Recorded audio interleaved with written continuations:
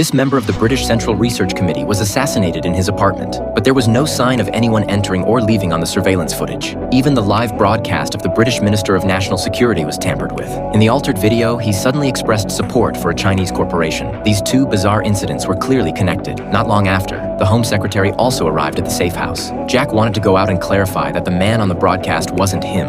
You're convinced China's responsible? Beijing is trying to meddle in British policy.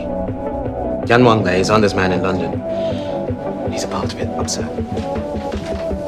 But no one else believed or supported him because everyone in that room had already experienced the same thing years ago. This method of crime was similar to digital impersonation. It could alter live video in real time. By manipulating the depth of camera signals, it could completely fabricate what people saw. This technology was originally created by a programming genius from China, and now it had spread to several major nations. The reason they wanted to stop Jack from speaking out was simple. Britain's central government had been using the same technology as well. They used it for cases where intelligence was solid but physical evidence was lacking. The entire program was a top-level state secret. Fewer than 40 people in the entire country even knew it existed. Every major nation knew the others were using it, but no one dared to say it aloud. Because if one country exposed the truth, it would also be admitting to its own use of the tech. After leaving the safe house, Jenny went home and recorded a video. In it, she accused the British government of secretly using this technology. She even described the confidential meeting that took place that night. What Jenny didn't know was that her video would later become a key piece of evidence. Soon, the National Security Bureau formed a special investigation team. Jenny attended the operation meeting wearing a hidden pinhole camera. Given that Mr. Zhang, a Chinese researcher from the committee, had been assassinated and that Minister Jack's broadcast footage had been falsified, the task force narrowed its focus to Wang Bo,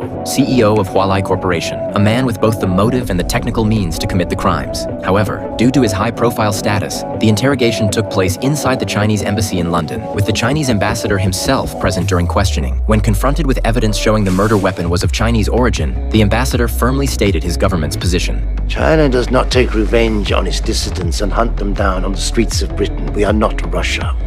The discussion then shifted to the failed cooperation agreement between the two sides. It made no sense that a minister known for his anti-China stance would end up working with a Chinese technology company. The ambassador quickly picked up on the implication behind her words. Once again, we find ourselves the subject of baseless, lurid allegations. China, the bogeyman of the world. We find it offensive, just as we find it offensive, Commander Hart, that you bring along a colleague of Chinese descent to appease your brazen prejudice.